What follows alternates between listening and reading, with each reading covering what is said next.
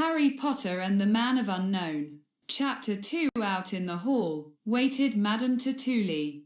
I will bet the whole school felt that argument, Albus, she said with an edge to her voice. Juani. You know he must do it. Madame Tatuli glared at Dumbledore and nodded coldly. Do you somehow not think I know that? Dumbledore, she demanded, but I will not blackmail him to do that. Do you understand? I cannot without a guilty, nor torn heart tell him I will fire him because of what he must do. Neither will I force him, though both my brain and my heart say I should. But I shall not and will not. Dumbledore sighed and looked down. Of course not, but Juani, believe me, he will become more withdrawn and hateful if this is not done. And then, he let it sink into Madame Tatuli. Then, you will have to fire him. Madame Tatuli shut her eyes for a moment, then nodded. Yes, I know, Albus. What if? Dumbledore sighed and shook his head. I do not know. He has had so much happening to him, both of them, that I am not even sure any of this will work out. But to hear, he'd lock himself away and never come out. He needs to be in a place where he can't lock himself away. Give him some time, Albus, for the sake of both of them. All right. But if too much time passes… Yes, said Madame Tatuli sharply, glaring at him again. Fine. Professor Dumbledore left her in the hall and went out the front door. Smiling half-heartedly at the students and staff who stared at him as he walked by. He went back to Hogwarts, but not telling even Professor McGonagall of the circumstances. Madame Tatuli looked through the grate that was in the door to Professor Irwin's chambers. He was sitting up, his face buried in his hands. The next day, Professor Irwin gathered himself and walked to class, though rather carefully, as his knees still shook. It was the middle of the first class, so the halls were empty, with only the ghosts about.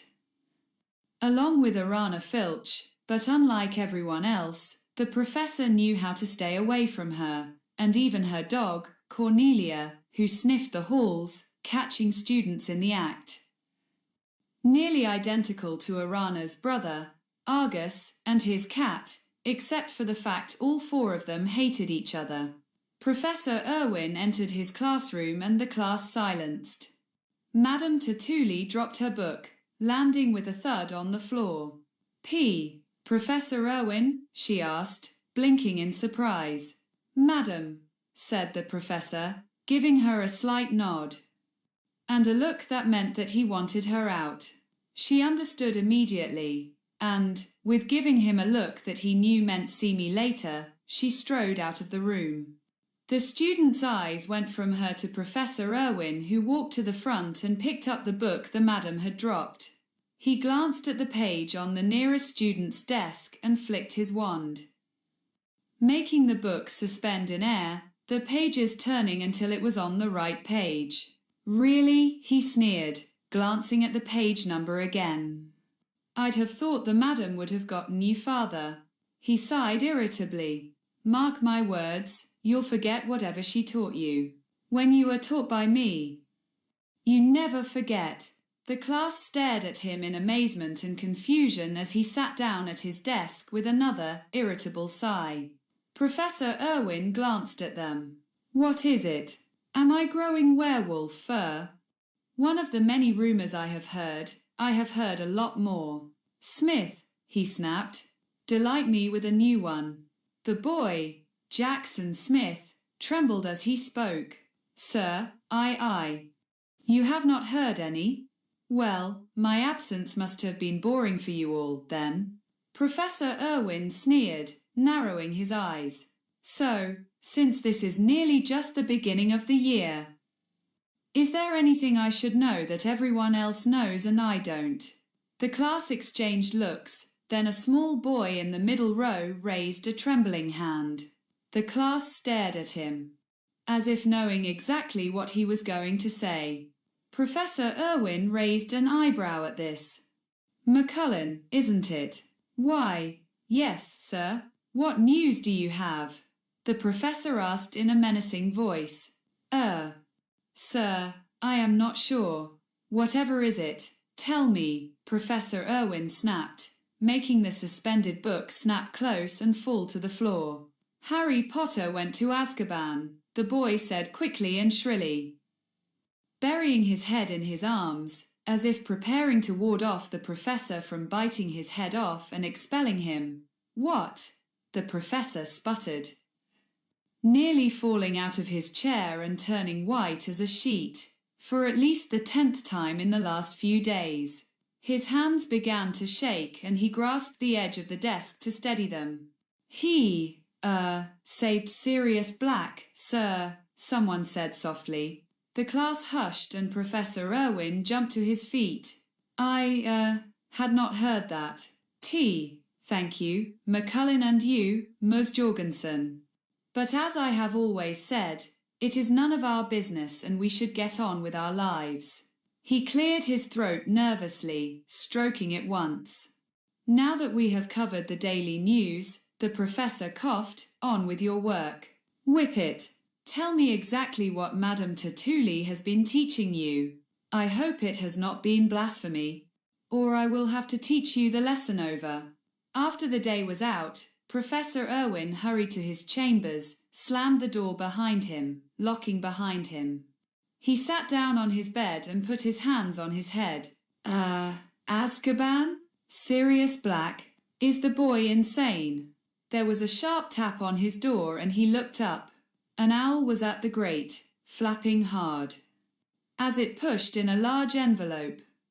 In green lettering it read, Professor Thomas Patrick Irwin, Sharadine School of Witchcraft, Mountain Top Cloud Castle Dungeon Chambers. Alone, Professor Irwin stared at the envelope in hatred.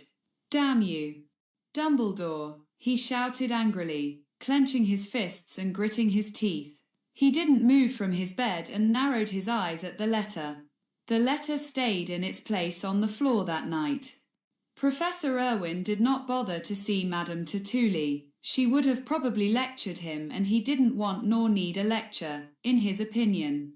At breakfast, Professor Irwin scrawled a note to Dumbledore, saying, It is asinine of you to keep writing me letters, Professor Dumbledore. It would be prudent and wise of you not to do this. Leave me alone. Signed, Professor Thomas P. Irwin. He folded the letter and gave it to his owl, who flew away, with the whole school watching it until it disappeared from sight. Then, with quick looks at Professor Irwin, they returned to a partially normal talk. After a few days, everything turned back to normal. The students lost whatever pity they might have had for Professor Irwin during his sick days and were back to hating him. Professor Irwin, indeed, was acting normally. Or it seemed that way to everyone else, snapping at everyone, yelling and bellowing, glaring at his students, and threatening. When he was alone, though, the professor would stare at a wall for hours, ignoring the letter that he had since picked up and put on his chamber desk. About 5 days after he returned on the job, he was eating a small, quiet breakfast at the head table. When the morning mail arrived, there seemed to be a lot more owls than usual, but that often happened, especially on the day of someone's birthday or something like that. Professor Irwin rarely cared for such formalities. All of a sudden, though, the professor realized the owls were headed toward him. No! He shouted angrily at the birds, jumping to his feet. AMD shaking a fist at the owls. Leave ME alone. Professor Irwin pushed back his chair and it slammed into the wall behind the curtains. He ran from the room, nearly tripping down the stairs of the stage, covering his head, as letters were being dropped on his head by the wretched creatures and sliding all over the great hall. The students stared after him in bewilderment. The teachers and staff shared the same looks, except for Madame Tatuli, who cursed under her breath and stood up to the school. None of you move. Do not touch the letters. Do not speak. Professor Gooding, if you would. Professor Gooding raced out of her chair and began to gather up the letters, snatching some out of the hands of confused students. Everyone, Madame Tatuli continued, you will not speak of this matter to Professor Irwin, nor any other matter but transfiguration. You will also not spread rumors of the professor, either.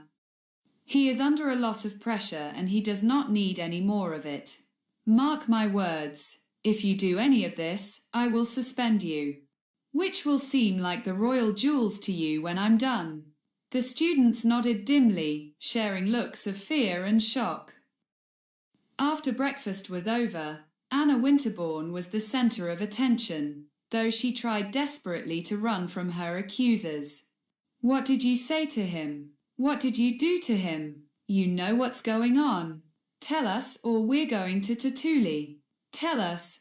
Anna. Someone actually pointed a finger at her and called her you. No. Who, which made Anna blow up, scaring people half to death. If you ever dare call me Voldemort again, I will see to it that you burn in, all of you, snapped Professor Williams, looking very angry and grave, as he appeared in front of them. You will leave this corridor this instant. Go to class. And you will shush your mouths. What I heard will get you suspended. Go on. Before I tell Madame Tatuli. The students ran to their classrooms, but the fourth years moved more slowly, staring at each other and Anna, who walked far behind everyone. Her head bowed in conflicted thought. Professor Irwin was already in his classroom, the letters strewn all over the desk. The class stared, but dared not utter a noise. Their professor suddenly jumped to his feet, scooped up all the letters, threw them into the trash can, and with a flick of his wand, lit them on fire with a boom, to the shock of the class. Transfiguration does not use fire, but I felt this was a time for a change of atmosphere, Professor Irwin told his class coldly, glaring at them with malice gleaming in his dark eyes. Take out your books and begin reading chapter 13. I am particularly disgusted with your lack of effort. He spit in the trash can, making the fire rise in the air at least 6 feet with a sharp crack. At the end of the day, Madame Tatuli's voice called through the school. Staff meeting for all teachers. Please meet in the staff room for a discussion. The school hushed. Classes are dismissed early for this meeting. Professor Irwin walked out behind his students and hurried to the staff room, however, being the last one there. The teachers all watched him with looks of anger, fear, and confusion. Oh, no, Wani, Professor Irwin said in a shrill, angry voice. No, don't you dare leave here. Thomas, Professor Williams said in a cold voice. What are you going to do about it? All off, Professor Irwin sneered. You aren't like some teachers, Thomas, Professor Gooding said slowly, ignoring Professor Irwin's last comment. You are one of the best, we know that, and one of the best wizards in the world. But it's just what? Professor Irwin snapped angrily. That I'm mean, that I'm sharp, that I'm strict, that I produce some of the best students ever. He narrowed his eyes. Or is it that I'm me? You aren't you? Professor Gooding shrieked angrily, jumping up, disgusted and angry. Look at yourself. Compare yourself to 15 years ago. You look 30 years older now. You never eat, you are always angry, and forbid, I have no idea why, and it's none of your business. I don't care if you're concerned or angry. Don't you realize at all that none of it hits? It bounces off like a balloon. Professor Irwin shouted fiercely. All balloons come down sometime, Thomas. Professor La yelled back. Shut up. Alan, don't tell him to shut up. You shut up, screamed Professor Gooding, pointing a finger at Professor Irwin angrily. You are a fool and a crackpot. Do you hear me, Thomas? You are crazy. Professor Irwin whipped out his wand and pointed it at his colleagues who leaned back in their chairs and stances, staring in horror and surprise. I am not about to take much more of this. He glared at Madame Tatuli, who had been staying out of the fight, in a corner near the back of the room alone on a rickety old chair. And if you feel the need to fire me, madam, by all means, do it, but realize that won't change anything. The other teachers looked back and forth at Madame Tatuli and Professor Irwin, searching for some clue in the matter. Madame Tatuli looked away and hugged herself, not daring to even look in the direction of Professor Irwin, who spat on the floor angrily. You think that you will get this out of me, but you won't. You know it. It cannot be done. You are the fool, Madame Tatuli. No matter what Samantha or any of them say, Professor Irwin said softly and coldly. You stop this now, madam. I will not change my mind on this matter, and you know it.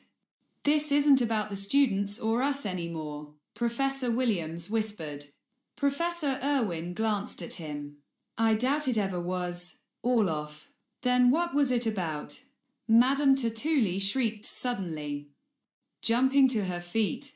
I told Dumbledore that I was not going to blackmail you or force you, but, for the sake of yourself, look in the mirror for once, Thomas. You age every day. You have no friends, you have no life. Except, of course, to terrorize your students. And I agree many of the ones you have taught are some of the best, but you bully them.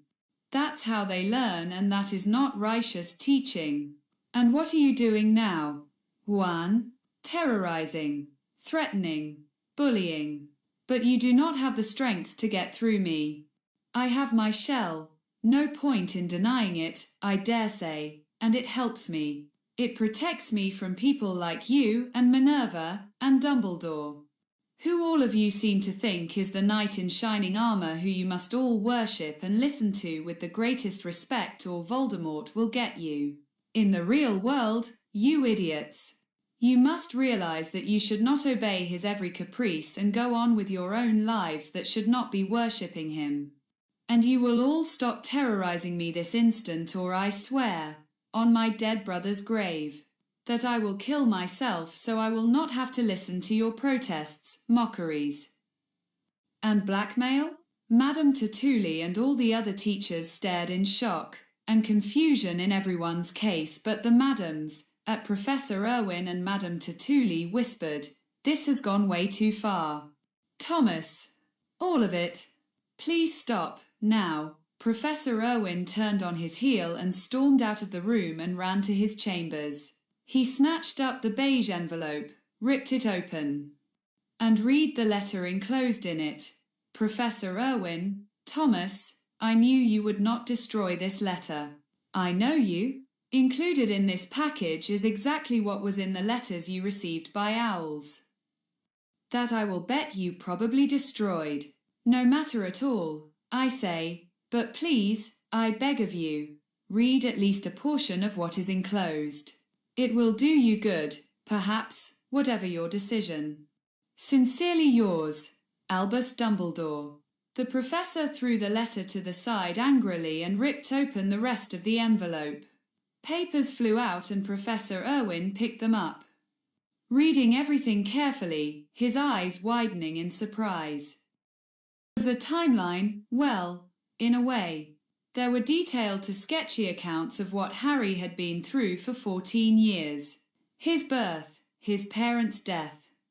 A summary of the letter given to the Dursleys, curse them, Professor Irwin thought angrily, to detailed accounts of Harry's encounters with Voldemort, etc., to grades, fights, detentions, and so much more. Professor Irwin was overwhelmed. He jumped to his feet and flung open the door of his chambers, making it crash against the wall with a large boom that made windows shake and clatter. He hurried out the front door, grabbing his broom on the way out, and mounted his broom on the front step. He flew off as fast as he could, oblivious to the yells and screams from his colleagues and students out windows, the front door, and the grounds, staring after him in shock and confusion and fear. The air was deadly cold, but Professor Irwin didn't feel it. All he felt was determination and anger as he flew onward and onward until he had reached his destination. Professor Irwin landed at the front door of the castle on one foot and knocked on the door 3 times. He looked out at the grounds. The Forbidden Forest was right on the edge of the grounds, and he could see 2 red-headed boys being dragged away from it by a giant, and smiled a bit, remembering old times. The door opened slowly and Professor Irwin slowly turned his head, his eyes looking very evil and piercing, and his black robes flapping slightly in the wind. He would have been considered Voldemort himself, if he hadn't a noble history. "Pr. Professor Irwin?" Professor McGonagall faltered, staring at him. Professor Irwin nodded, but didn't take his eyes off her, giving her a hard, cold stare back. "I have come to see Professor Dumbledore," he said softly, yet still with the hardness of determination. "He is not here at the moment," McGonagall replied crisply, seeming reluctant to let him in the castle. "What did you wish to speak to him about? Isn't it obvious?" "No, it isn't, Thomas. You have many reasons to come here, some of which endanger the students and staff here," McGonagall replied in a cold voice, glaring at him menacingly. A girl that had come up behind McGonagall stopped dead to listen. "What could my reason be then?" "For, Thomas, I have no idea," McGonagall said sharply. "But stories told. The stories are nothing like the rumors, Minerva." Professor Irwin cried shrilly. "Thomas, Professor Irwin, I swear to you, when Dumbledore gets back, do you really think he wouldn't let me pass? Let me see my brother's boy. You have not spoken his name in 14 years, you ingrate," McGonagall shouted angrily. "Of all the lowest, I thought." "Well, you thought wrong, Professor Irwin snapped. Suddenly, a loud group of students came around a corner and stopped at the sight of Professor Irwin and McGonagall. McGonagall turned to them and said sharply, "Get out of here. This is a private conversation." "You, too, Ms. Granger. Off with you all, now." Everyone hurried away, not daring to look back. The blood drained from Professor Irwin's face. "Hermione Granger," he croaked, staring after the girl in amazement. "Of course, you know that," McGonagall snapped, turning to him. "Dumbledore sent you those packages, which I personally thought was foolish. Because who knew and knows what you'll do? Oh, do shut up, Minerva, and let me pass. When Dumbledore gets, like hell, Minerva. You were the one to bring the news to me of my dead brother's child's fate, and now, I am not allowed to see him," Professor Irwin shouted angrily, glaring at McGonagall with malice. "You've never seen him, liar," Professor Irwin spat. "I saw him when he was born. Do you think he'll remember you?" McGonagall demanded shrilly. "He doesn't even remember his dead parents, and you think he'll remember you? You are a foolish man, Thomas. I have had enough insults today. Thank you very much, Minerva. And I don't appreciate any of it." Professor Irwin cut McGonagall off from speaking. "And furthermore, I never said I thought he'd remember me.